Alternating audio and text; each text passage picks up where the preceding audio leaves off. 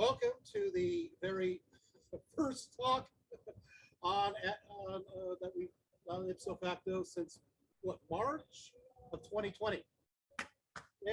Yay. We made it. So, and we chose to do a topic that has to do with amor, love, right? So Aphrodite.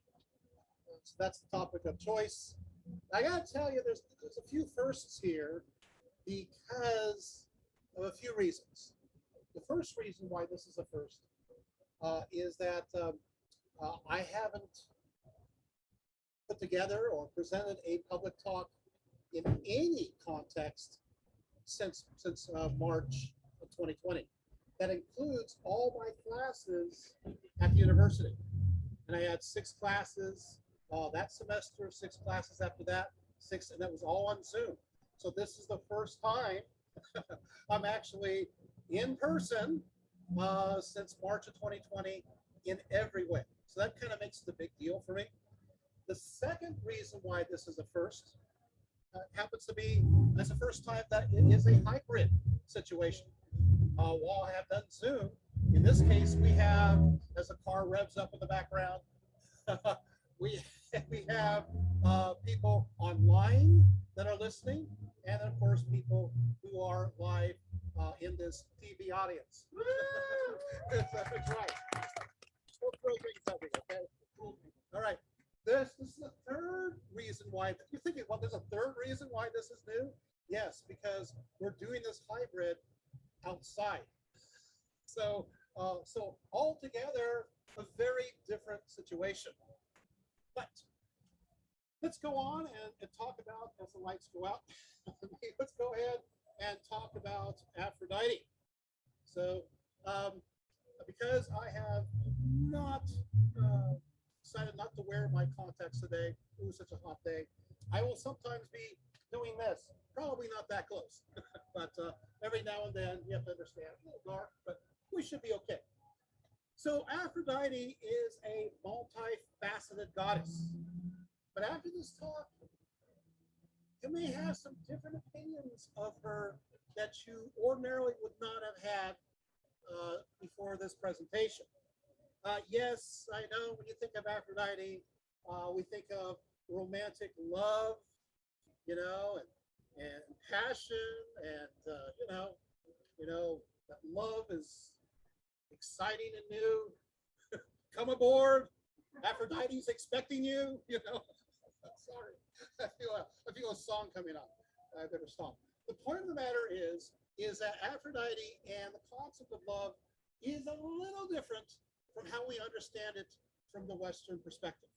So we're going to go there, if you don't mind. I mean, yes, she is connected to the instigation of sexual arousal. You know, that is true. She is the seductress in many ways. She is also the patron goddess of warriors. She is declared as Inopton, which is the armed one. She's also connected to the ocean, Pontia, you know, of the sea. And she is even invoked to call peace to the community. But having said that, she is also an instigator of strife. She really does mixes things up, so to speak. So she is also known as the one who is the charities. That means that she is the joy giver. And once you get too happy about that, she's also known as the epistotropia. What is that? She is the head twister. She is the one that just seems to confuse you. You know, when you fall in love or feel passion, you don't quite think straight. But you can thank Aphrodite for that. So there you go. She is both a chthonic goddess of the underworld and this earth. In that case, she is the Pandemos, you know, but she's also the Uranus. She is the goddess of the heavens. So she kind of mixes things up. Is she a Titan? Is she an Olympian? And the answer is, of course, as I always say, Yes. So she is definitely hard to define. But when we talk about love, and she is considered as the goddess of love, the problem is that how do we understand this love? What is love? What's love got to do with it? Now, the point of the matter is that the difficulty is anachronisms. The thing is that we read our concepts and ideas of love into that of the ancient mind. And the problem in Greek is that you have 7, but I'm going to only mention 4 words for love. And Aphrodite is connected to one of them. You got Philea love, just think of Philea fish, just kidding. Philadelphia, brotherly love. It's a friendship love. It's a committed love, and it can be a love that is deeper in many ways. So you have that kind of love. You have another love that's called storge love. That's kind of a love that's so natural. A parent has that for their child in many cases. So just you naturally love that person. It's your kid. It's your mom. It's your dad. But it can move into other areas. You got agape love. Agape love, that's a sacrificial love. That is a selfless love. You put some other people first and everything else. Aphrodite is not connected to any of those. But there is a love that she's connected to, and that's Eros. Eros, it is a desirous sexual love. It's passionate. It's a kind of love that brings people together, and the result are offspring in that sense. So this is the kind of love that she does represent in many ways. She is connected to the ideas of seduction, right? So we got to be very careful. So it is sexual drive. Now that's going to be important in many other areas. So sexual desire, drive, physical desire. She arouses in us Eros as humans and leads us to a sexual union. That word in Greek is mixus. So something to memorize, mixus. That is the mixing of bodies. It's the mixings of these powers of potency. So it doesn't really fit with the modern notions of romantic love, right? It is, but in a sense, it is what brings people together in order to create something. Now that's important. I was vague. You're going, it brings people together in order to bring about something. You're going, well, obviously, that is sexual union. That is offspring. But not necessarily. It fits more than that. It is a passion that brings people together as individuals, whether it be male, female, female, female, or it could also bring communities together. And they use the same word, mixus, with a sense of passion, and it brings harmony in the community. Isn't that fascinating? So it's that same drive, right? So I know it's not all the idea of sexual love. Of course, in connection to sexual love, we have the idea of charis, which is the word for seduction. And this power is not always fair. So you're going to have, in connection to this, you're going to have Helen of Troy, right? You're going to have Pandora, right? So there is a direct link between human fertility and the prosperity of the land, right? So it was the obligation for young people to get married, not just because of their own intimacy in order to bring about offspring, but it is believed that that exact same energy, the energeia, also spreads to the production of the land itself and the harvests. In a sense, it's almost like magic. Well, it is magic, right? So the potency that is shared between the couple, the mixus, the energeia, has a way to spread to the prosperity of the land. Is this interesting? So you have these kind of concepts. It's they will use lots of sexual metaphors. You'll have Uranus of heaven connecting to Gaia of the earth. And the idea is Uranus is the rain, which of course has a connection to the male and semen. Got it? And that fertilizes the soil that is receptive. And of course, that represents, of course, the female aspect. So the land takes in the rain and produces life. So if you're young, disregard the idea of mixus, of marriage.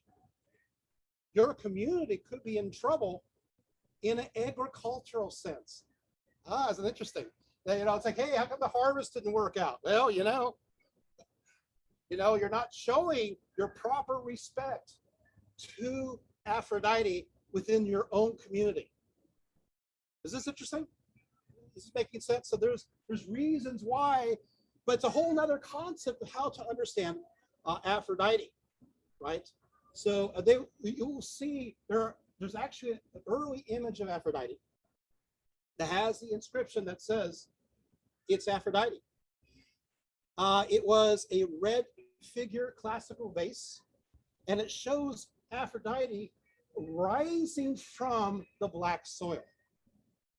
Shows her rising forth from the black soil in many of the same ways as Persephone or Cora. She's rising from the black soil. And of course, this kind of puzzles scholars, especially because she's between Pan and Hermes. But it turns there's other figures of like that. But that means that she is connected to, in a chthonic sense, connected to the black soil that is to be fertilized by Uranus. And of course, we could talk about Uranus or Uranus. I just take care of that one. That's my pet peeve. If you ever heard me before, that's my pet peeve. So I'll take care of it right now. Nobody in the ancient world called the planet Uranus Uranus. Just telling you, they didn't. If you know your Greek, the word is Uranus. In German, you have an umlaut over it. So they get a little closer. And that means heaven.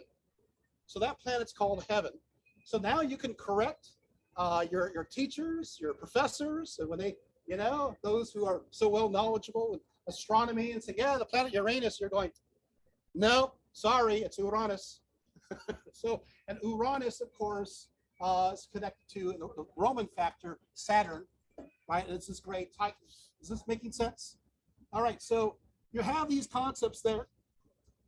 Okay, well, one thing when it comes to the youth, I love this. This is kind of fun. They connect the youth with flowers. The youth, they see them as the anthos hibis. They see them as the bloom of youth. And they are supposed to be filled with Eros, with irresistible grace, this drive. So they are, in a sense, they are the bloom of youth. They are the flowering of youth. And of course, there's metaphors there, as you can understand. And I do have to say that not only is she connected to females, reproduction, but she is definitely connected to the male reproductive process. So when you go and you excavate some of these early temples dedicated to Aphrodite, you're going to find that there's going to be the male member, representations of the male phallus dedicated there, so that men will continue to have their special potency that is given by Uranus, right, and unto her in the chthonic sense.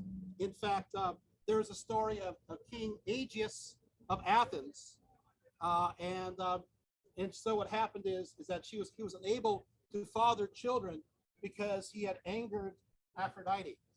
So if you get her upset, it's pretty well over for you in a reproductive sense. Aphrodite is also connected to the military. Now, I think this is interesting because a lot of times we think of Athena, and we think of Athena having connected to warriors and so forth, and we think Aphrodite connected to warriors? Well, how does that work out? Why is that? In fact, we're going to find that there are inscriptions that describe her as the hegemone. She is the leader. They also called her the strategis or the stratica. She is the one who does the strategies. And what does that mean? She's connected to military magistrates. Well, I'm going to give you an answer now because I'm going to just tell you that oftentimes I will show her depicted with various weapons in her hand. And you're thinking, but what does she have to do with war, right? Well, I'm going to give you a story and then it'll make more sense. Once upon a time, you have those in Corinth, and before the battle of Salamis in 480, the women prayed for the men in battle, and afterwards they had a thanksgiving for them as well. And the women asked the goddess to rouse in their husbands military drive. That military drive, they called it the Eros of battle. The Eros of battle. And this is warlike energy.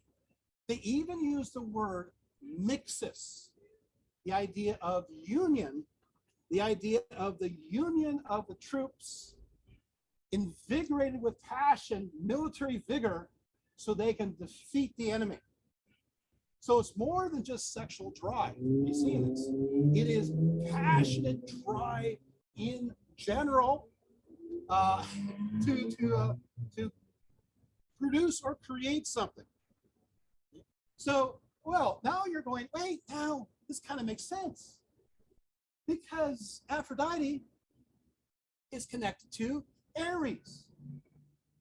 You know, people always would ask questions like, well, why is Aphrodite with Ares? They don't seem to be connected. Well, do you know there are actual shrines that are dedicated both Aphrodite and Ares together? Their inner sanctum will have two sections side by side. Because Ares, yes, he's connected to war, to battle. But she is the one that instigates the energy to win. That's good. You pray, so he empowers those to win or defeat the enemy in battle. So that's the Ares connection. Now the problem is that that's one of her consorts. You'll see this quite a bit, although there are some pretty interesting stories because she is connected to another god of forging and metalworks, and that's Facetus. And I know it won't make any sense yet, but by the end of this talk, you're going to understand why Facetus is connected with her. Isn't that great? You'll know why. But at this point, she's supposed to be with Facetus, and they're supposed to be together. But what happens is that now she's having an affair with Ares. So her husband is Facetus, her lover is Ares, and there's one point where, long story short, it's a very long story, so I won't tell the whole thing. What happened is that Ares and Aphrodite would get together on their various rendezvous in the bedchamber, and Hephaestus made this very small, almost invisible lattice out of chains that when they got in bed, it fell upon them, and they're all caught together, Ares and Aphrodite together, and everybody, all the Olympians are called in, and the embarrassment is known, and of course they all laugh as Olympians do. But the point of the matter is that she is known as the treacherous wife. She's not known to be faithful because energy is chaotic. It can be ordered, it can be chaotic. She is both. Is this making sense? So she is connected. Yeah, she's connected to marriage, but she's also connected to any kind of activity that is inspiring passion, whether it be sex or whether it be holding the community together through a great speech. Like, what?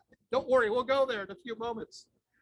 So what happens is that Aphrodite is known as the pandemos, you know, of all the people. This is kind of a chthonic aspect. And she is worshipped alongside of Patho. Patho. Who's Patho? Divine persuasion. Now you go, what? Wait, divine persuasion. So what happens is that within the context of the community, right, various politicians and various speakers have to talk with the heart. They have to talk with passion to convince, to persuade people to do certain kinds of actions in order to create a harmonious community. And she's the one that's pretty cool. She's the one who inspires pathos, you know, inspires this connecting. So the commingling or the cohesion of the body politic. That's her realm as well. So sex, yes, unity, but also civil unity as well. And they use the same word over and over again, as they did with the military, and that is mixus, union. She's also the goddess of seafaring. And of course, and you can see, because as long story short again, because she's connected to the foam of the castrated sky god Uranus. Don't worry, we'll go there in a little bit. She's oftentimes riding a swan or a goose over the waters, and that's Aphrodite. She is called up to when it comes to not only catching fish, but also in military battles at sea. This is why you're going to see Aphrodite worship at various ports all along the Asia Minor, as well as Greece, because Aphrodite is connected to the sea in connection to military victories. Is this making sense? Yeah, so a lot of people go, why? This is a goddess of love. What is she doing by the sea? Why are they having temples by the sea, like in Corinth and other places? Or the Aphrodite temple in Ephesus nearby, it was Artemis was one by Aphrodite is by the sea. Why is that? It's because of this particular reason. So she creates the harmony, however, because she is both chthonic and she's of the sky, Uranus. Because of that, we need the ocean to be still. We need the sky and sea to be calm. Well, where does her roots go back to? And so where does she, well, you have to kind of go all the way back to the goddess by the name of Inanna. Right? Now, of course, Inanna, she is the Lady of Heaven. She goes back to the 4th millennium, BCE, also known as Ishtar, right? She is, guess what? Inanna is a goddess of love and war. There we go. It seems to be a contradiction. But now you're seeing this connection to Aphrodite. Oh, God, love and war put together. The warlike characteristic we can actually date when it comes into her character is around 2390 BCE from an inscription. She has this violent lust for power in many ways, but she's not a goddess of marriage. Inanna was not a goddess of marriage. She was a goddess of the sexual act itself. That's it. In fact, Akkadian inscriptions define the fact that she is connected to, just like in ancient Greece, she's connected to the energy, the potency, the passion that inspires things. In fact, while the Greeks have mixus, there's a word I'm going to give you that is in Akkadian. The word is kusbu, K-U-Z-B-U. What does that mean? Sexual potency, allure, energy, it's the same. You see the link between Inanna? And of course, yes, you can invoke Inanna for both war and love. It goes together just like they would do with Aphrodite. There is a connection. She entices lovers to embrace, to have intercourse, but she does not seem to encourage marriage. She's not about that. There are other goddesses in Mesopotamia that are connected to marriage. That's not her area. And it's the same, even though in Greece, she's connected to marriage in an official sense, still, she doesn't seem to follow those guidelines herself. Not at all. She's the greatest representation of faithfulness. So there we have it. So Inanna is connected to sacred marriage, but not in the way you think. She's connected to sacred marriage when it comes to the king within the temple, having a representative, whether it be his wife, a priestess, a concubine, or Inanna herself. And through that action, what happens is state and religion, the civic realm and nature come together through that action. And guess what? Through that action of sacred marriage, in this context, not for the people in general, but just for the king, it is believed to connect to fertility. The same thing I just talked to you earlier when it comes to Aphrodite within the context of the Greeks. Is this making sense? So it is, again, like the sympathetic magic. It's less of a commitment and more of the interaction in order to give life. Oh, by the way, also Inanna, like Aphrodite, is connected to the planet Venus. As I said, they're connected through sexual love.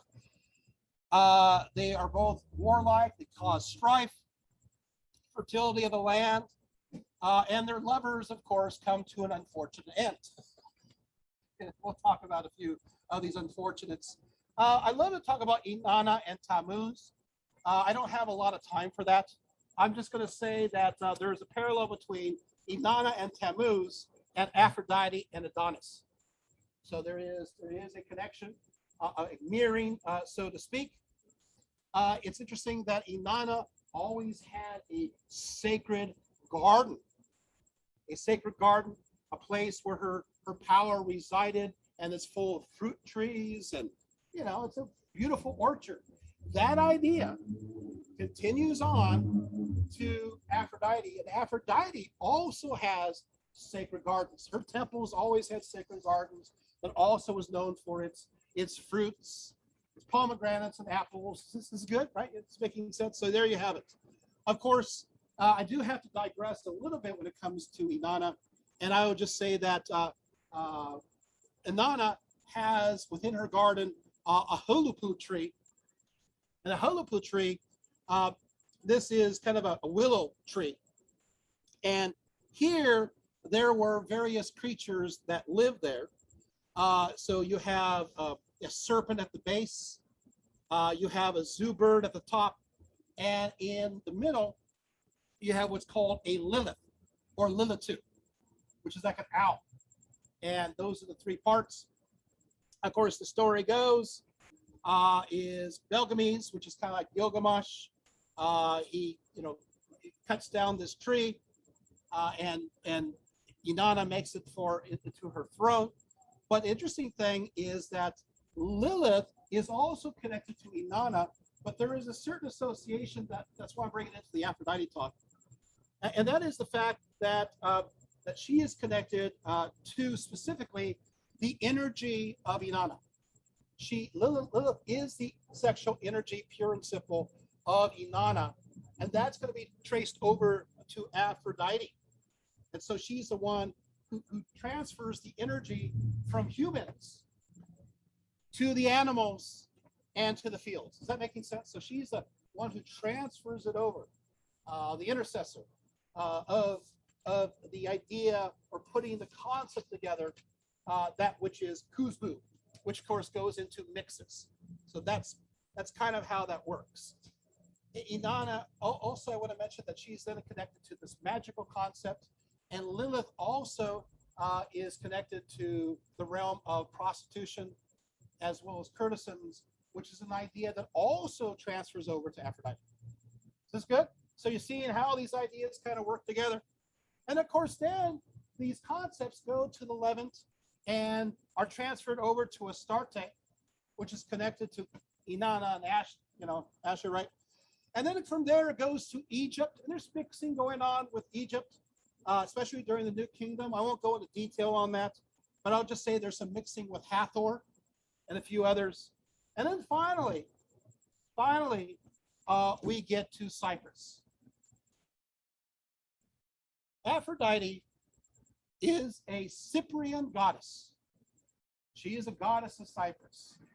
That's what she is. I know it's always hard to define who she is. Is she Greco-Roman? What is she? Is she, Middle Eastern? She is the great Cyprian goddess. Her concept really comes together on the island of Cyprus.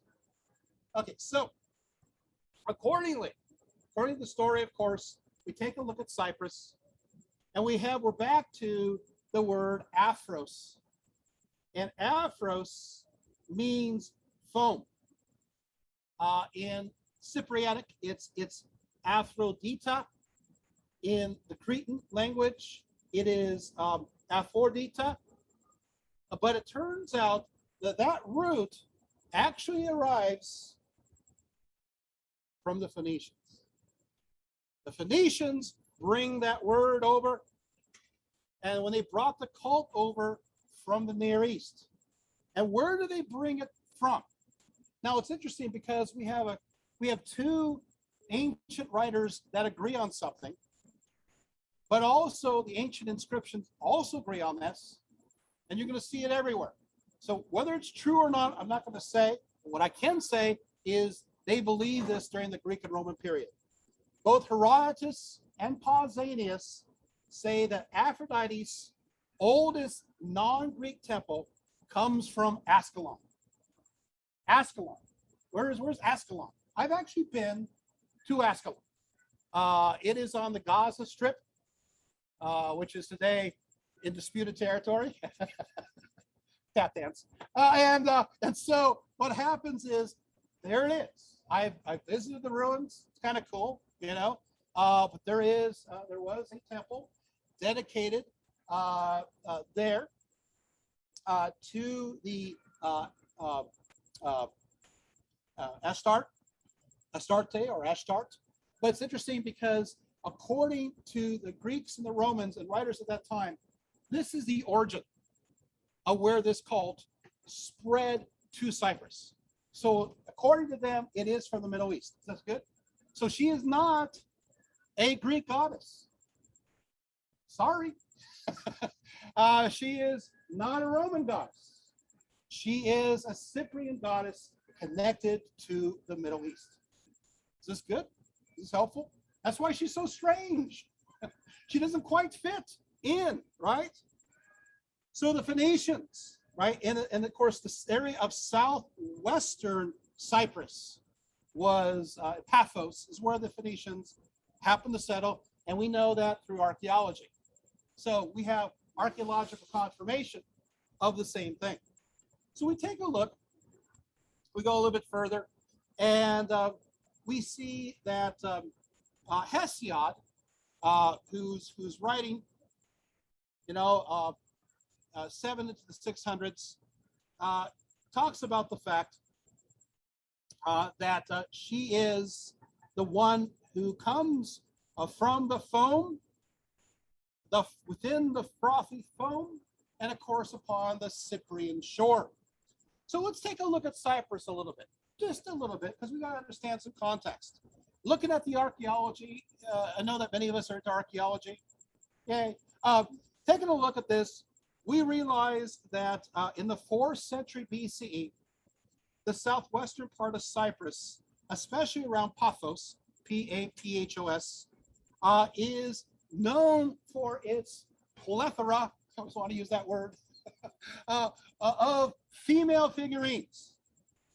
There's so many of them And they are fertility figurines, pregnant women, women in the process of giving birth, sometimes holding the babies, you know. It shows that there's a lot of rituals that are developed. In some cases, they're broken. In other cases, they're carefully buried. In other places, they're found within a votive context.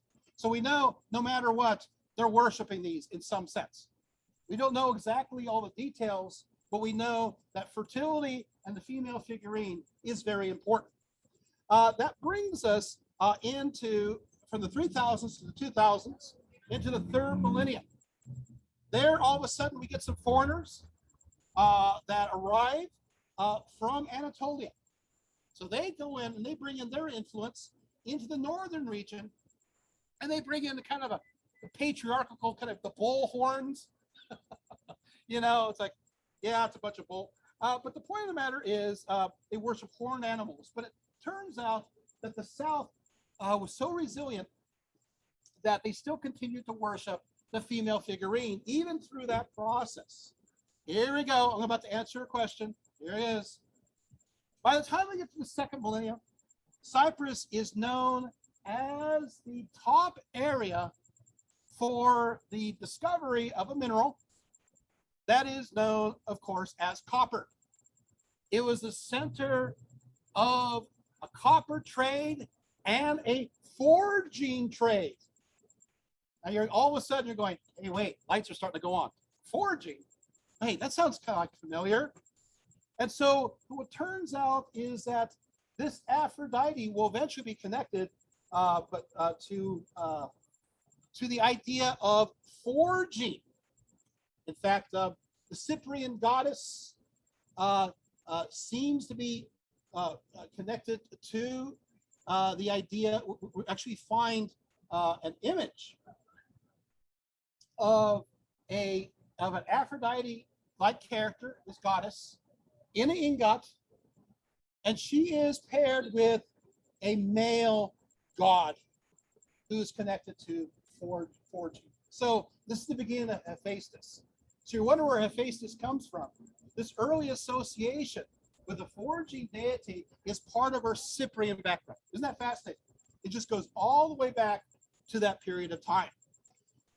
And then we get to the weird period, and that is during the 1000s. Also, they seem to have a bunch of female figurines, and they have like bird-like faces.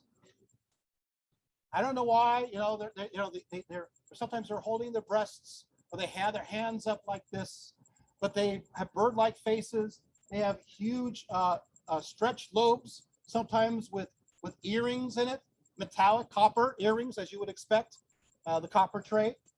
And what does this represent? And the answer is, we don't know. We do know that these kinds of styles do appear in the Near East. So it does cross over, but we're not sure about the details. Around 1200 BCE, you now have new people arriving, and those will be the Mycenaeans.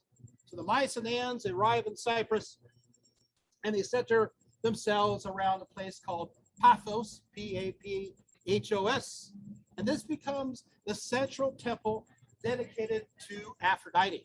And it will be considered the most important temple of Aphrodite throughout the entire Greek and Roman period. They will mention Paphian Aphrodite or Venus even into the 200s, 300s, 400s CE. So the Greeks and Romans do acknowledge that Aphrodite is not of their own. Dramatic pause and intentional. Does that make sense? Not of their own. It's something. It is something different. We take a look at the temple. It's survived, sort of. It's a tripartite structure. It has, of course, a sacred space, a large walled yard, an open air altar, and a covered hall or a naos. And in that covered hall, there is a conical stone that we see on various coins in this inner sanctum. So we do know that Aphrodite was worshipped as a holy stone, which is very ancient Middle East, right? It's a holy stone that they worship. And again, where do we see this? Not only in inscriptions, not only in ancient writers, but the stone, even on the coinage, they'll depict the stone. So there you have it. So she is connected to some kind of stone. During the Bronze Age, we know that the Mycenaeans called her Anasa. And Anasa means that who is the sovereign one. We do have, by the way, the description of what we found at Paphos, just a little side, Paphos, the temple, and what it looked like, follows almost exactly the description of Aphrodite's home as mentioned in the Odyssey. Isn't that cool?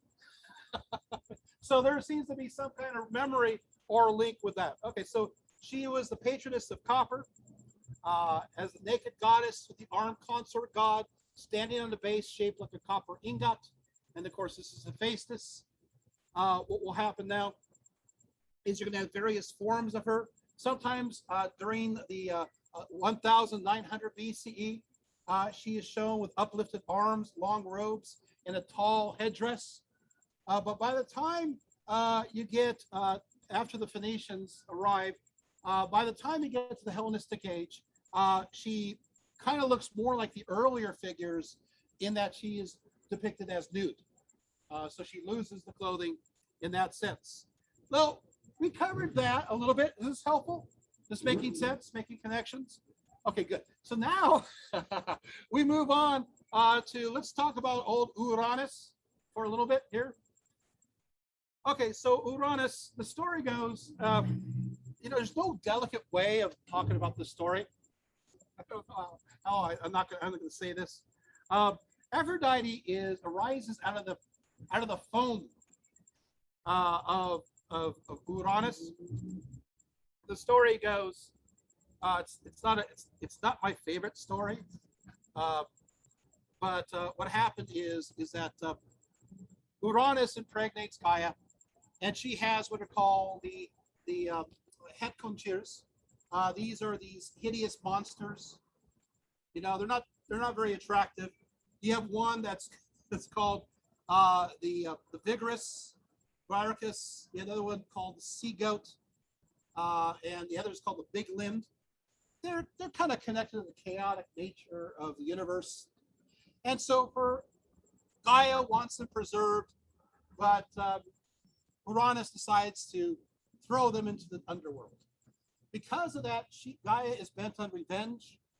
And so she tries to convince her kids to take things into their own hands. And the only one that seems to listen is Chronos.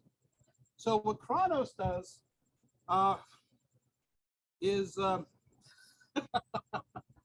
takes a flint and it cuts off his member, cuts off Dad's member.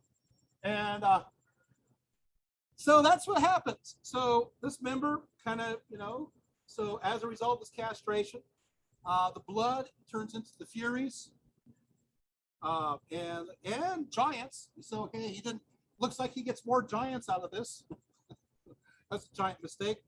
And the Melae, which are the mild nymphs around the ash trees. Meanwhile, his testicles fall into the sea and create a foam from the semen. And that's where Aphrodite comes from. That's her origin. So she is I can just read this, but I won't. Just know that's what happens. And all I can say is, ow. This is not the only story like this. The Hurrian religion, another Indo-European, has the sky god Anu, who also had his members removed by his son Kumbaris, and so spat out 3 deities. Yeah. Anyway, just know that this story is not unique. It's there. So that is one possible origin. However, you may not know, but the Iliad has another kind of story. That she actually has a mom. That name is Diane, D-I-O-N-E, Titan mother. Mentioned in the Iliad. What does Diane mean? Just means goddess. That's all it means. Nothing really special, or maybe it is special.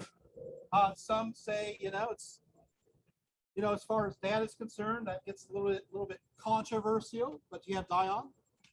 You have other stories that connect Aphrodite's being born from an egg in the Syrian version of the story.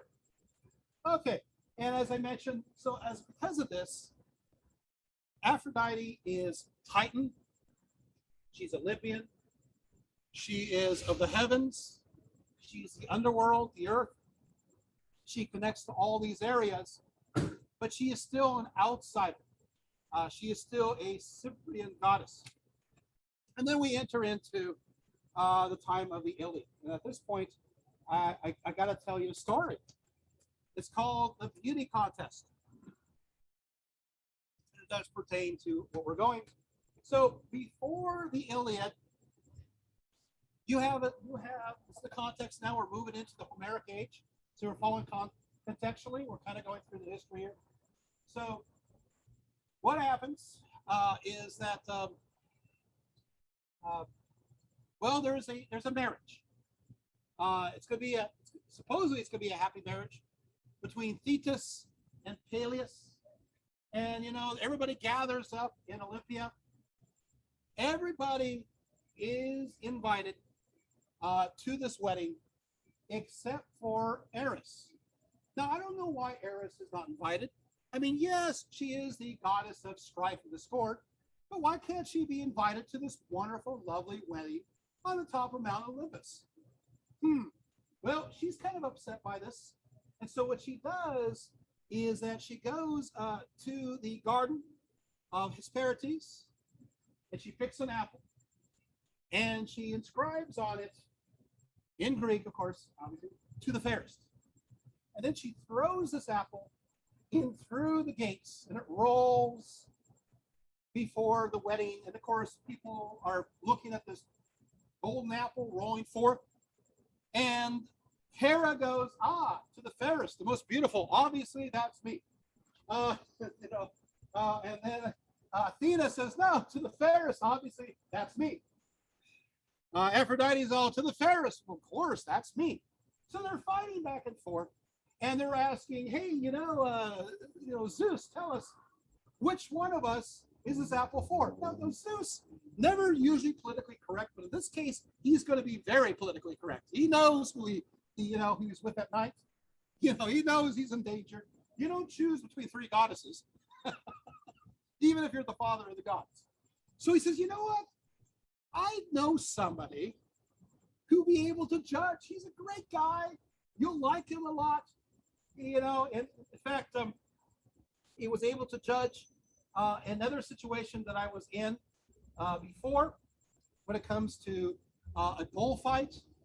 Ares being one bull, Zeus the other. So I think this guy will work. He is one of the 50 sons of King Priam of Troy, and his name is Paris. He'll know. So, of course, the three goddesses, they show up on Paris's doorstep. Probably not on his doorstep. But they show up, and go, so which one is this apple for? I would never want to be in that position. That is not a position you want to be in, because there's no way to win. Then the three decide to use various inducements, because, there's haggling going on. This is still moving into the ancient Near East, where you guys get a little haggling. They're going, hey, So Hera says, if you choose me, I'm going to make you a great king. Is that going to work for you? And then Athena says, you know what? If you choose me, I'm going to make you a great warrior. And then finally, Aphrodite says, if you choose me, I'm going to give you the most beautiful woman in the world. Well, guess what Paris chooses? That's right. Helen of Troy.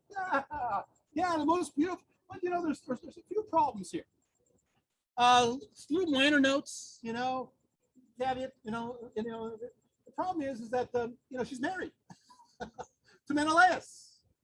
That's a problem. The other part is, ancient writers have mentioned the fact that Aphrodite cheated. What do you mean, cheated? Isn't that enough? Here we go. It turned out that she used special magical enchantments. She went back to Paphos, and what she did is that she had herself, by the graces, made more beautiful. And she actually radiated this beautiful glow. And they saw flowers, all right, flowers over her head. So I mean, he looks at her, it's like, it radiates all this light. There's flowers, and get this, and the sound of music. And so she's wearing a special kind of makeup, and it's working. So he's like, yeah, whatever you say. Okay, he is completely convinced. And so of course, long and the short of it is that you have the great Trojan War that comes about. I do have to say that during the Trojan War, now we're getting to the Iliad. Aphrodite seems to rescue people. She rescues Paris from Menelaus at one point in the battle, and then whisks him, from the deathbed all the way to the wonderful marriage bed, with his wife Helen. That's kind of sweet, So he's fighting a battle, looks like he's going to lose, and all of a sudden he's in his wife's bed. Thanks, Aphrodite. The other one didn't work out as well. That was she's fighting against there's Diomedes against Aeneas, and Aeneas is one of the great founders of Rome, and it looks like that she saves Aeneas, but Diomedes, this great hero of the Greeks, actually injures Aphrodite on her hand, and she bleeds. And then Ares, as you would expect, jumps in to defend her, and he's attacked. And Ares said, "Hey, come on, dude! You can't fight the gods. you're kind of overstepping your bound." But the fact that Ares, that Aphrodite can get injured, shows you that patriarchy is taking place, and she's becoming a little weaker in the epic sense. Does that make sense? That she's more vulnerable than she should be. And why would Ares need to be there to defend her? So there's some changes going on a little bit there. Okay. When it comes to the very first Greek inscription connected to Aphrodite, we found it on a drinking cup from the late 8th century. That's pretty early. And this is what the drinking cup says. It says, "I am Nestor's wine cup." I always kind of worry when your wine cup talks to you. Already, things may not be going too well. "I am Nestor's wine cup, good to drink from.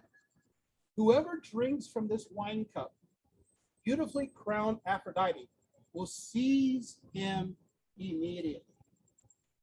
Possess it. Are you seeing this? Got the passion, the energia already.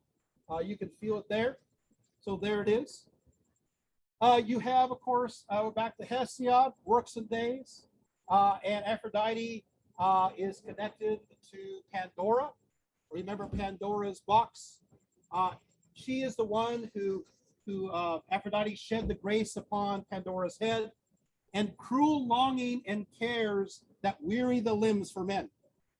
So she is the one who creates the desirous aspect of women to men, so that they can no longer, according to the Hesiod, think clearly and be filled with a sense of passion. So she is the temptress in this sense. And then we have, of course, a weird story that you'll never hear, so I'll tell you it anyway. And that is that there, you're thinking all stories that have to do with Aphrodite are going to turn out bad. I thought before I go through all those, because there's a lot of them, sorry, there's one where turned out good, So I'll give you the good news first, and then we'll have the bad news. So once upon a time, Hesiod mentions that Aphrodite liked this person by the name of Phaeton, Phaeton. And so what happened is that he was born in the likeness of immortals, as I'm reading now from Hesiod. And while he still had the soft flower of splendor of youth upon him, still thought the light of thoughts as a child. I'm reading the ancient. Aphrodite, the lover of laughter, swooped down and caught him away and set him in her holy temple to be her nocturnal temple keeper, a divine spirit, daemon deus. So here's the good news, right? She fell in love, she liked this guy, she turned him into a divine spirit. Isn't that great? You know, and to serve her in her temple. Okay, so he's kind of a slave, but yeah, still maybe a happy ending, right? That's the best ending that we're going to get here. So live with it. Okay, so let's get to some of these other stories. We'll get to the next story. Is not so bad. It's okay. So maybe not as happy ending as that one. And that is Aphrodite and Acanthus. And so what happened is that Aphrodite, she started boasting a lot, boasting the fact that she put together all of these couples together that didn't really want to get together, but she did.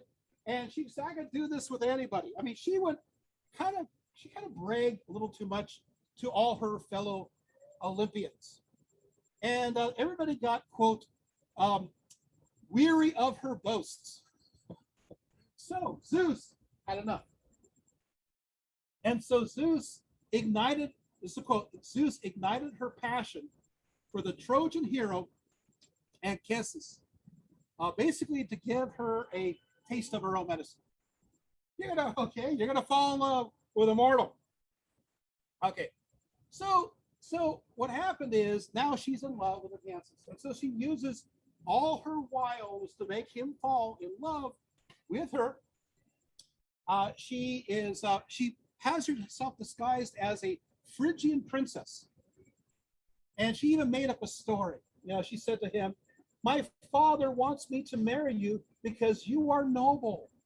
I have come a long way just for you, and I know how to speak to you because I was raised by a Trojan nurse. So Acanthus, how can you resist Aphrodite, right? And so you can see what's going to happen. According to the sources, they made love for the next 2 weeks straight. That's a long time, but there it is. But hey, you're with Aphrodite. And then, of course, he learned that his lover was Aphrodite. Guess how many months later? Anybody know? How many months later? 9 months later. You got it. Yes, right. That's right. She is pregnant with child. So she's pregnant with Aeneas, which of course is the founder of the Romans. The Julian Claudians connect. Is this making sense? So yeah, she finds out like 9 months later. Hey, guess what? You're a dad. And she appeared to him. What happened is in all her glory. He is not happy. He says, no man retains his full strength who sleeps with an immortal goddess. So he was kind of worried that, So she says, okay, so I'm not gonna destroy you. Glass half full. This is good. I'm not gonna kill you. You fell in love. And you did the thing, and here's your son. But you can't speak about this to anybody. Oh, this is gonna work. So of course, a little while later, he gets himself drunk. And guess what he does? He boasts, I slept with a goddess. There's a few versions of the story. The good news is that the version I'm going to read to you is not the lasting version. And that's where Zeus burns him to a crisp right at that moment, and that's the end of him. But, that's not the version that's going to survive, because as we all know, Anchises is Aeneas' father. And so the other version is that he's made a little lame, literally lame. But he marries again, and they have kids, and then he becomes the father of the underworld in the Aeneid.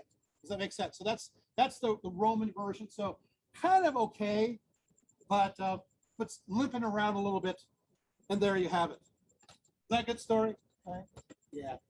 Oh, then we have the Pygmalion story.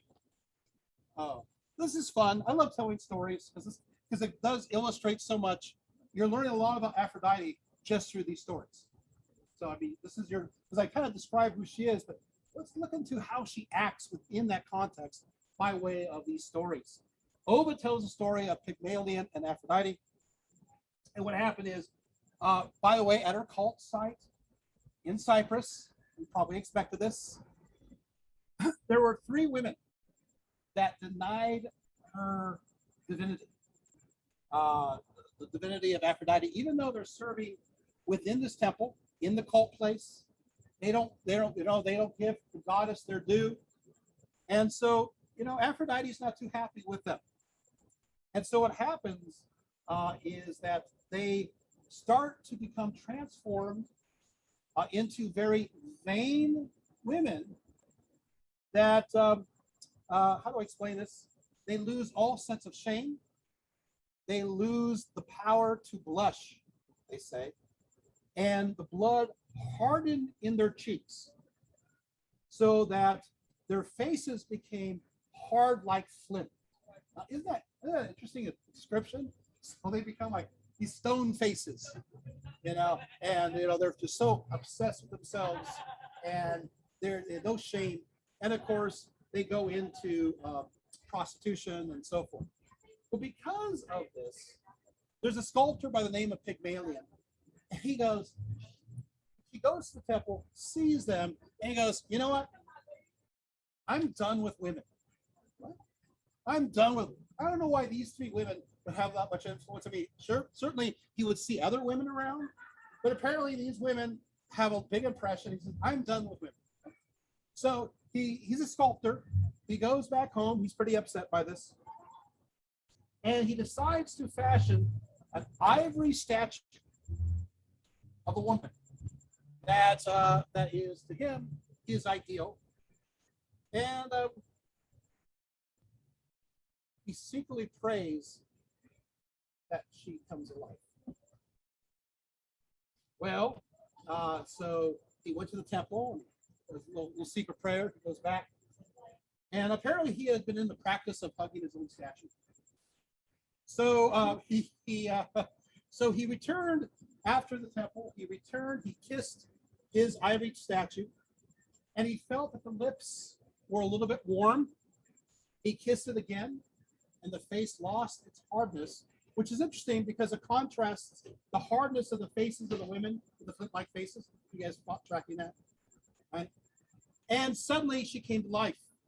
He gave thanks to Aphrodite, who was present at their marriage, and he got married to her, and they lived happily ever after. Hey, look, another positive story. Maybe, except, I'm not sure if it's a great precedent of making, okay, anyway, moving right along. And then you have the story, which is a terrible story, which I really don't want to say, but, I have to.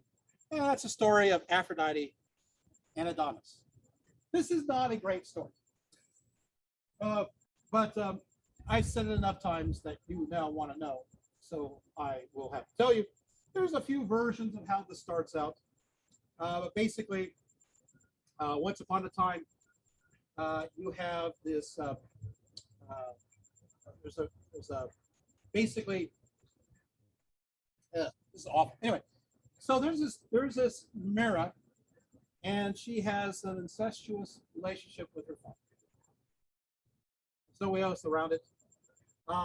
He doesn't know that he's having a relationship with his daughter. He doesn't. But she does so in a secret way. And Mira's father was King Theas of Smyrna. And he was urged on to be with this woman who he didn't know was his own daughter because he failed to give Aphrodite her due in the temple. Because he failed to serve her in the right way, which of course, not doing mixes and other things. Are you guys getting this? You start making connections, go, oh yeah, community not giving reverence to her within the communal, holding together, the military sense. Now, everything we talked about earlier certainly makes sense because of that reason, she withdrew her support And so what happened is he didn't make sacrifices to her. So he starts to, he falls in love. And then what happens is that he finds out there's a sudden light or there's a revelation, and he is upset and he chases her, sometimes with a spear, sometimes with a bow and arrow, chases her. I don't know why he has these weapons on hand, but whatever. He chases her and she transforms into a myrrh tree. But unfortunately, she's already pregnant. And when she turns into the myrrh tree, Adonis, when she turns into a tree, Adonis, a handsome baby, drops forth. In some cases, he throws a spear, it splits the tree, and the baby emerges. But you know what? Now Adonis is so beautiful as a baby, but nobody wants him because of that problematic background. Nobody wants him. So Aphrodite says, I'll raise Adonis. I'll take care of him. So Aphrodite is taking care of a kid. Well, it turns out that she's not doing her duties because she's totally devoted to this child, thinks he's so handsome, and falls in love with him as he gets older. And so she can't think straight, to the point where she says, hey, Persephone, can you help me out? So Persephone, because Aphrodite can't even do her own duty.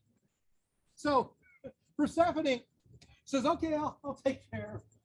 Then Persephone falls in love with him too. Now they're both fighting over this Adonis.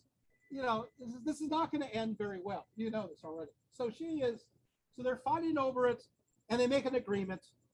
Zeus intervenes, and he basically, they decide that every year Adonis would spend 4 months with Persephone, 4 months with Aphrodite, and 4 months on his own. And they split them up into these groups. Well, what happens from there is he goes out hunting. Aphrodite says, please don't go out hunting. You know, I said something, but he goes out hunting. And what happens is that a boar arrives and buries its tusk deep within his belly, and he dies. And she is upset, very upset. It's interesting because there are some versions of the story that say that Ares was the boar. The jealousy, right? So Ares is involved in killing Adonis, who got her affection. And so what happens is that after he dies, she is so upset, very upset, that she couldn't even think straight. And so what happened is that Zeus had pity, and basically what happened is that he was allowed to live as a divine spirit in many cases, and continue on. But so maybe sort of happy ending, I don't know. There's another story about the weasel, you know, Aphrodite and the weasel. Another fun story. Basically, a weasel fell in love with a charming boy, you know, totally in love. The weasel prayed to Aphrodite, and Aphrodite says, you know what, weasel, I'm going to turn you into a beautiful woman, and you can marry this boy. They fall in love, and they're at the wedding, and Aphrodite wants to see if, you know, the weasel really, you know, changed and became a human. And so she lets a little rat loose in the area where they're having the wedding, and all of a sudden the weasel, now lady, the bride starts running around and chasing after the rat. And so she's on, a weasel is always a weasel, and the weasels turn back into a weasel from a woman. So there you have that. And of course, then you have other stories. Aphrodite apparently was not very good at weaving. I know we're talking about what you can do. Apparently, she's not that good at weaving. There was a contest between her and Athena, and I'll just say that, you know, she had Peitho dress the wool. Aglaia gave the thread and yarn to her mistress, and the weddings would all astray in human life. Aeon, ancient time, who guides our existence, was disturbed, and the whole world fell into chaos. And all at the same time, she still wasn't able to weave very well. So she's not a weaver. No offense. You know. She's not, she's not a dream weaver. Moving right along. There's another story. I'm glad I'm able to tell this one. This is one you'll never hear. My time here. And we're having some jovial moments up there. This is a story that takes place in Ephesus. This is an Ephesian story connected to Artemis and the Ephesians in relation to Aphrodite. And once upon a time, there was a beautiful lady. Her name was Rhodippus. Rhodippus, she had a passion for the hunt, chase. Her feet, they say, were swift. Her hands were sure. She wore a headband. She hitched up her chitin to her knees. She clipped her hair short like a man, according to this. Artemis saw her and liked her and invited her over and made her a companion in the chase. And the two, had loved each other. The two women would go out hunting together.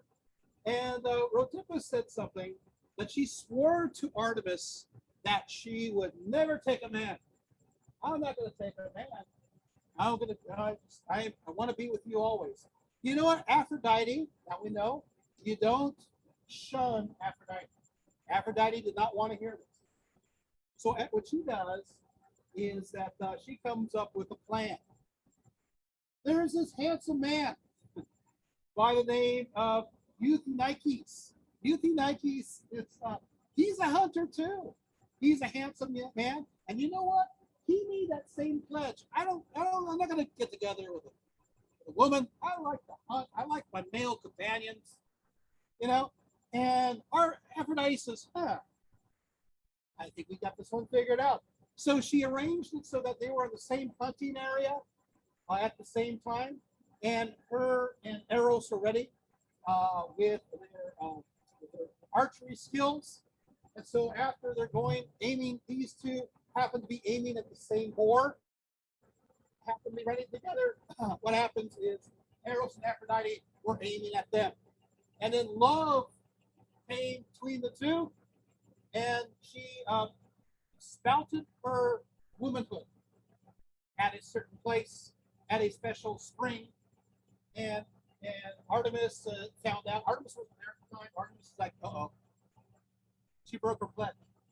So what happened is they turned that site into an ordeal site at Ephesus, where it would be connected to chastity. So what happened is the waters, they would actually have, if you're not sure if you were virgin or you were non-virgin, they have the woman, and she would stand and she'd have a sign placed on her in a kind of like a chalk on her, and the spring would rise up and go down. What happened is, if the spring would rise up, the word said virgin. If the spring would rise up and erase the word virgin, that meant that she was not a virgin. But if the water stayed down, that meant she was a virgin. So that was this special spring that was connected to Ephesus. That's an interesting story. Story you're never going to hear anywhere else. But there you have it, right? Aphrodite. When it comes to, I guess we got to talk about Cupid, Eros. I should talk about him briefly. There's not a lot of written sources for him, about his origins. And it's kind of confusing where he comes from. So there is one story, a story of Socrates and Diotima. It talks about the origins. The origins are not what you would expect. In this story, it goes as follows. In this story, Aphrodite is recently born, and there's a great celebration. At this celebration, at this feast, there was a god by the name of Resource. He was the son of cunning, and then there was this woman, and her name was Poverty, and she stood begging at the door. Now, Resource, he had grown tipsy on nectar, on drinking the wine, and so he went into the garden of Zeus, And then he was overcome with heaviness and sleep. And so poverty, having no resource, goes unto him, and they make love. Now, who was born from this? Eros love. Cupid. From this mixture. This is fascinating. So this is how it began, according to Plato's perspective of the story. And what happens, of course, is that love, therefore, is a combination, according to Plato and Diotima, between the idea of resource and poverty. I'll read here. First, Eros is ever poor and far from tender or beautiful, as most suppose him. Rather he is hard and parched, shoeless and homeless. On the bare ground, always he lies with no bedding, and takes his rest on doorsteps and waysides in the open air. True to his mother's nature, he ever dwells with want, but he takes after his father in scheming for all that is beautiful and good. For he is brave, strenuous, high-strung, a famous hunter, always weaving some grand stratagem, desirous, confident in wisdom. Are you seeing that? So love is something that has us out of control. We feel this sense of lack.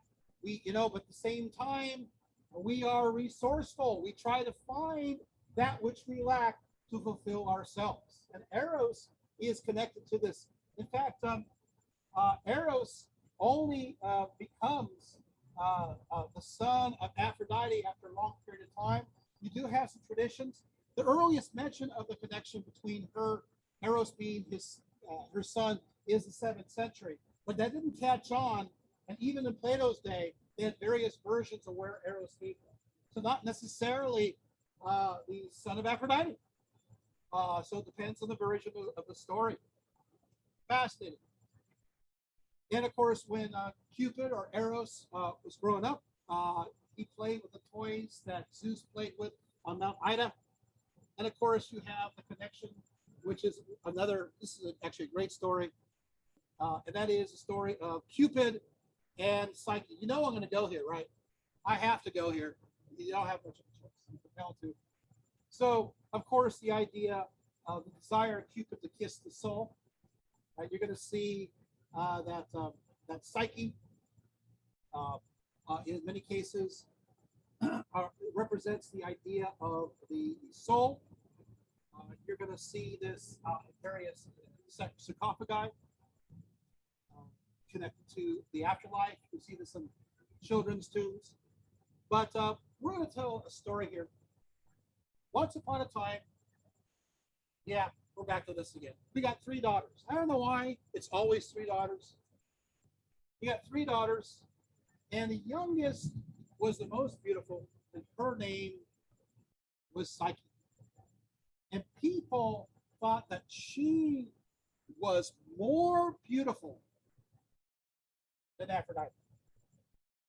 And they called her the second Aphrodite. Do you sense some concern here?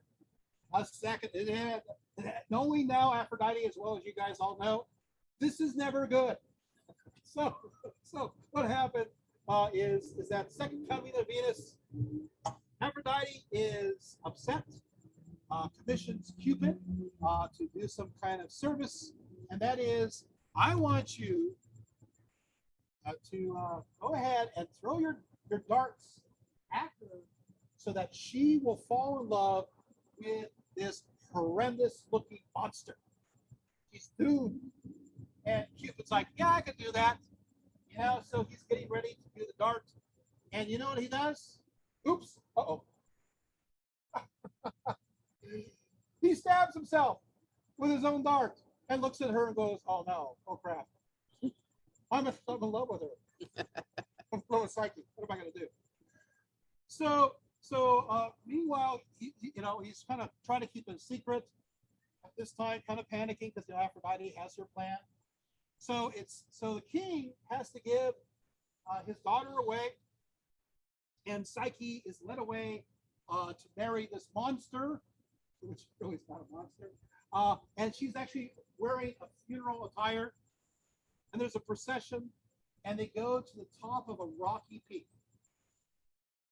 It's kind of like a marriage death kind of thing. The idea is that, you know, you have in ancient times, you did have offerings, and they would throw women, virgins off. Yeah, and this is an echo of that.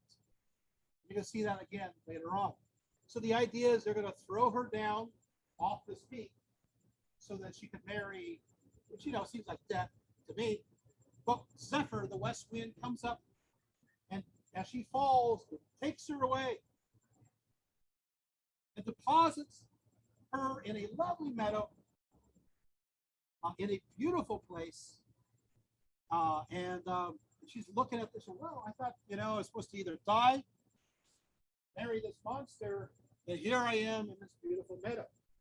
And she keeps on exploring. She arrives at this marvelous house with golden columns, carved ceiling of citrus wood and ivory, silver walls. I mean, this is pretty great stuff, you know. A disembodied voice tells her to make herself feel comfortable. I'm not sure if I'd feel very comfortable if a disembodied voice would say, make yourself comfortable. I'd feel very uncomfortable. But anyway, and so she's entertained by a feast that serves itself. It almost sounds like a Disney, doesn't it? Or is it just me? Okay, so the feast serves her. That's great. She's guided to the bedroom. And there in the cloak of darkness, there's this figure that comes in. Apparently, you know, the monster, as promised. And she is consummated and becomes soon pregnant. In fact, this happens a lot. You know, he's there every night. He's in love with her. So what happens is that the family suspects that she didn't die because, hello, a wind turned her away. And so the other two daughters, they want to go visit. They're feeling very homesick. So because of this, they were permitted to visit. So they go visit her in this beautiful place, and they go, "Wow, you have it pretty nice here." Yeah. So who's the guy? Who's the monster? And she's like, "I haven't seen it. Haven't seen it. You know, you should be able to see. I mean, look, give you a nice life here." Kind of jealous. Well, okay. So why don't you make a plan to see him? And so what she does is that they leave in the middle of the night. Obviously, Cupid and her kind of get it on. In the middle of the night, he's sleeping, and she gets an oil lamp and a dagger. See who it is. And she sees this beautiful god. Oh, it's Cupid. And she goes, "Huh." What she does is when she goes, "Huh," she drips the oil on him. It burns him, and he sees her and flies off. But the problem is she also backed up and hit his dart that happened to be in his belt there. And so now she's in love. Now she's hopelessly in love with him. This is psyche. This is interesting. So now she starts wandering the earth looking for him. And meanwhile, she tells her sisters, this is so sad, tells her sisters that, hey, you know, I married a god. He's handsome. And but now he ran away. And these sisters thinking, hey, maybe they'll like me too. This is sad. So they go to the top of the mountain peak, and they go, take me. Ah. And the second one goes, oh, well, you know, obviously the Zephyr wind didn't like her. She likes me, and she gets all made up, and she goes to the top of the mountain and goes, take me. Ah. Okay. So the sisters are dead. That's it for that. So meanwhile, she goes around doing good deeds for gods and goddesses, for Ceres and Juno. But she's given some advice. Juno says, or Hera says, you know what? You got to get over this. What happened? You got to serve Aphrodite. And serve her in the temple. You know, this is not going to be easy because Aphrodite doesn't like you. Okay, so she goes on the service of Aphrodite, and she's she's whipped. She is beaten up. She's not treated very well at all. And then Aphrodite gives her a bunch of impossible tasks to do, like you know, there's these great masses of mixed wheat, barley, poppy seed, chickpeas, lentils, and beans, and they're all mixed up. And she says, go and order these appropriately. Of course, this is going to take forever, years. And of course, other gods are kind of looking on, going, "Hey, ants, can you help?" So they help out. So everything is now apportioned correctly. Okay, so Aphrodite says, "Okay, well, what I want you to do is I want you to cross the river and fetch golden wool from violent sheep who gaze on the other side, graze on the other side." I'm thinking, violent sheep. I've never heard of violent sheep. I'm kind of scared. Beware the violent sheep of Aphrodite. But there you have it. These violent sheep belong to the sun. Poor Psyche is only, she wants to drown herself because she's so upset. It seems impossible. But once again, there is some intervention, and as a result, she gets the wool through some manipulation. The third task, of course, is to collect the black water spewed from the river of Styx into this basin. She's going to kill herself again. She can't do this, but Jupiter helps her out. I mean, it's kind of interesting because everybody knows that Aphrodite's not being right. And so all these other gods and goddesses are like, help her out, help her out. This is not fair. So the final one was Aphrodite says, can you go to the underworld and take a little bit of the beauty of Persephone and put it into this vial, because I think I'm losing my beauty. Put some of this in there, and and that'll be the final task. Of course, meanwhile, poor lady is going, I guess I'm going to kill myself again. Listen, she tries to kill herself every time after each one of these. And what happens is that she gets help again. There's this is a tower. I know this tower that she's planning to throw herself off of actually starts talking to her.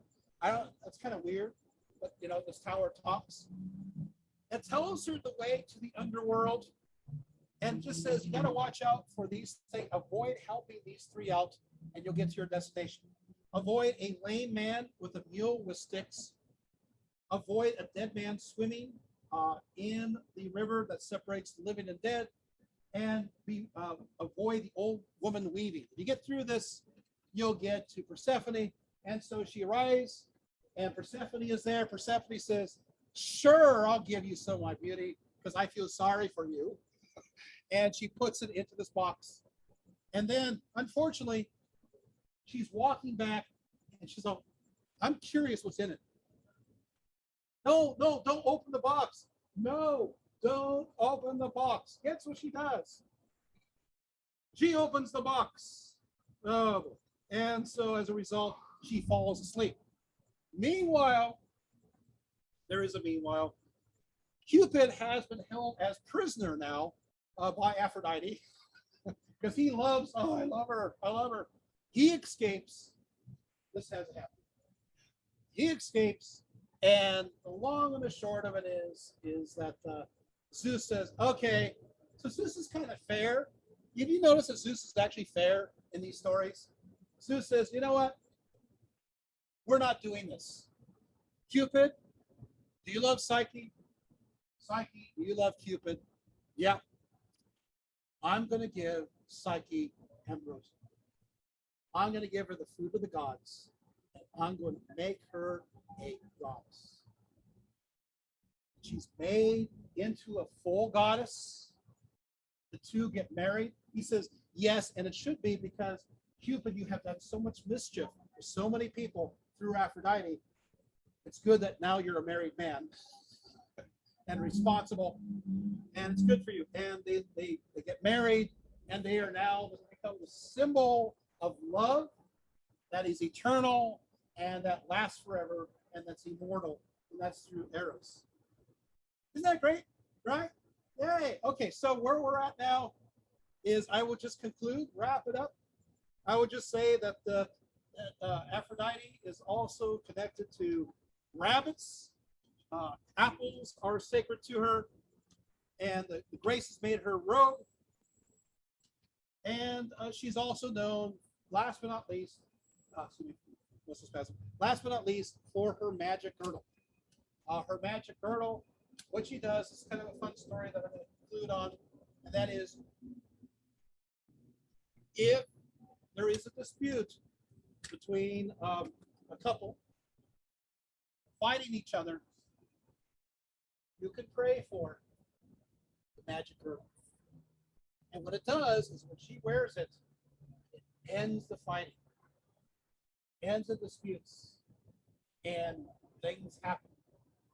In fact, one time she lent out her magic girdle to Hera during, of course, the Iliad to keep Zeus distracted during the battle.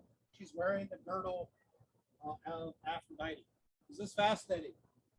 Obviously, Aphrodite is connected to all kinds of love, and there was a statue that was made of her at a place known as Canotus.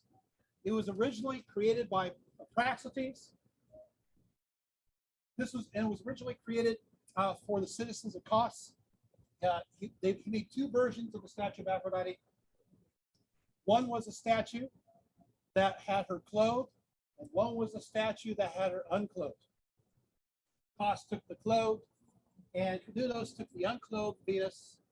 But it was so realistic and so beautiful that it became a tourist attraction from near and from far.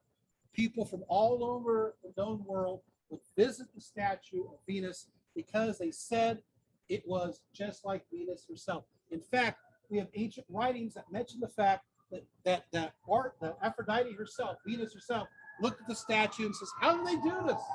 How do they capture my beauty?" But she did not destroy it. And this became the model vision of what we have of Venus to this day. It was so beautiful. Unfortunately, some men would sneak into the temple at night in order to do their thing to it. And they oftentimes had to clean things up around there. But that's just the reality of the beauty of the statue. The statue did survive for a long time. It ended up in Constantinople at a museum near the baths of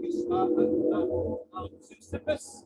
But unfortunately, in 475, there was a great fire and the statue was destroyed. But we have copies of the statue all over, including on the Capitoline Hill, the museum there. And you can see these statues. And this, of course, shows her with the beauty as the ancients saw her as. So if you're wanting a vision of what she looked like according to the ancients, all you have to do is Google, enter Canotus, Cnidius, Aphrodite, and you can see for yourself all these copies. But Aphrodite is a goddess of so many different areas.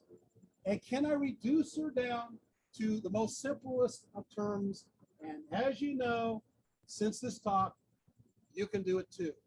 And that is, she is energia.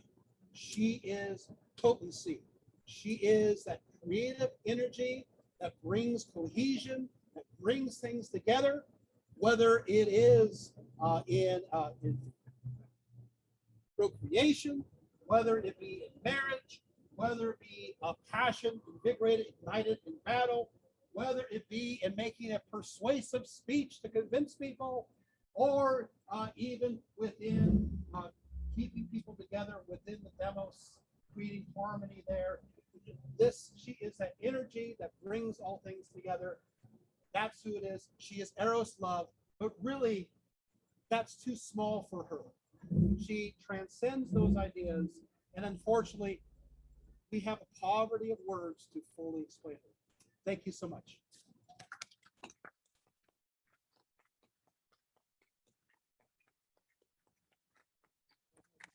I get pictures of people.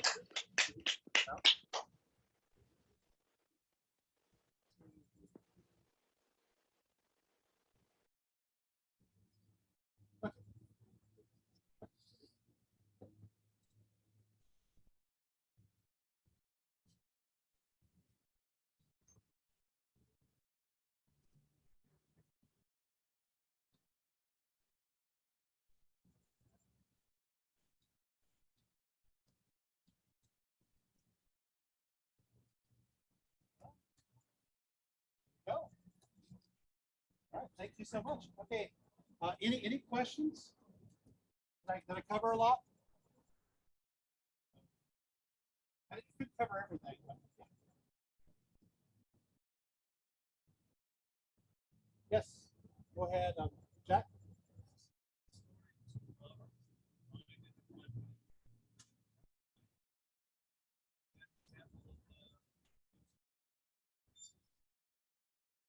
Anything that has to do with anything, it's a real easy answer.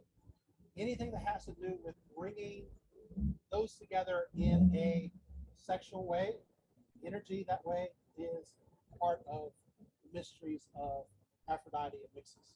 She, in a sense, is always that energy, no matter what. Does that make sense? She's that natural energy. So yes, I can easily say that that would be a connection.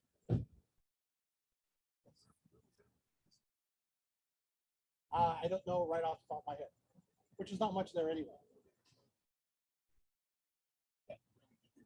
Huh? Okay, so I have the Greek here, but I'll translate it over.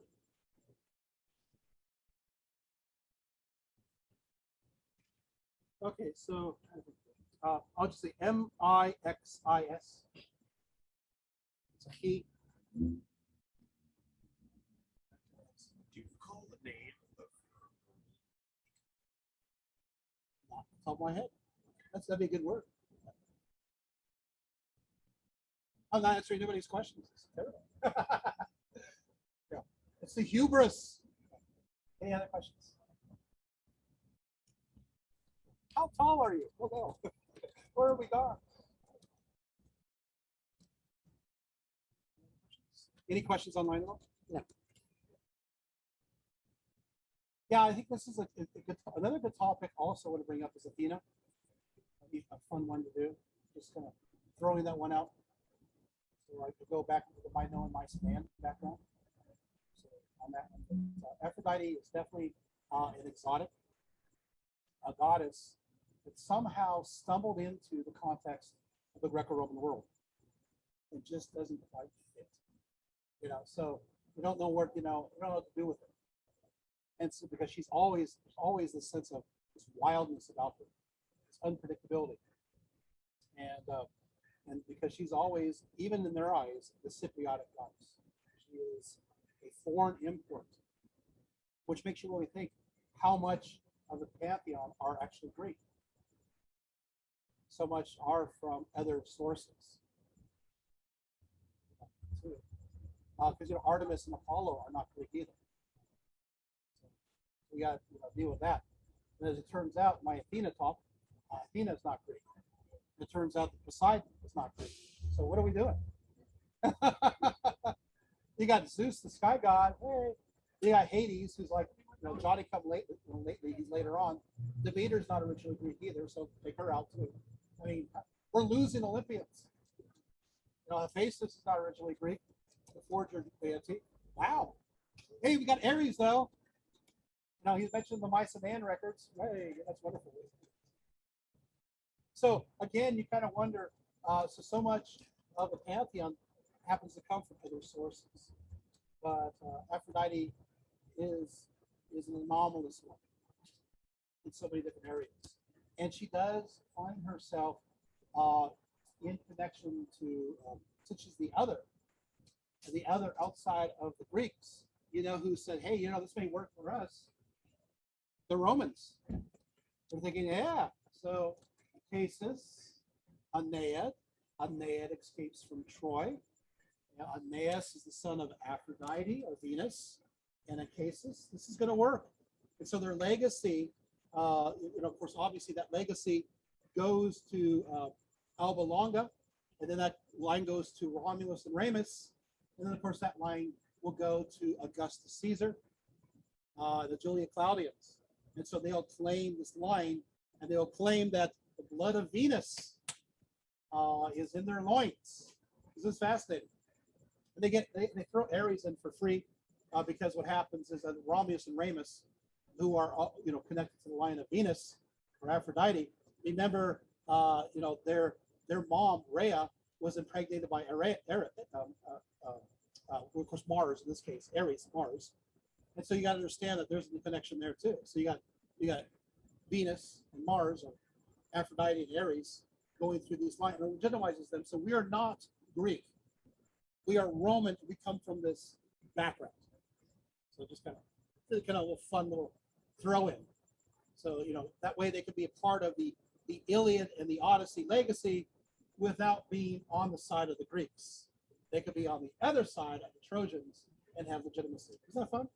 So that's how they use it there.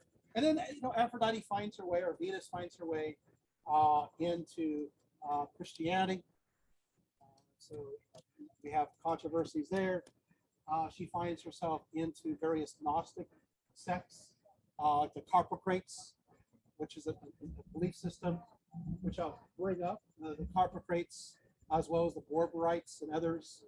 And these were Christian groups that were promiscuous, that believe that we hold all things in common, including everybody's wives, and husbands.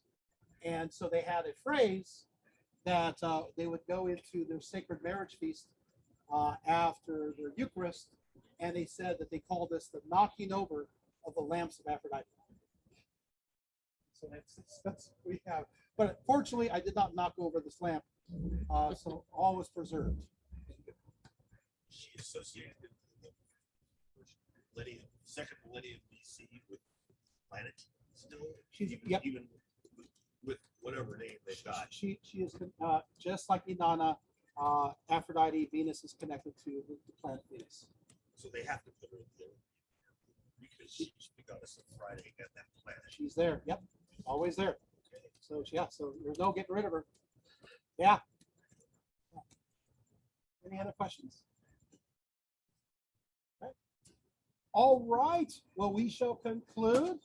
Thank you so much for coming here.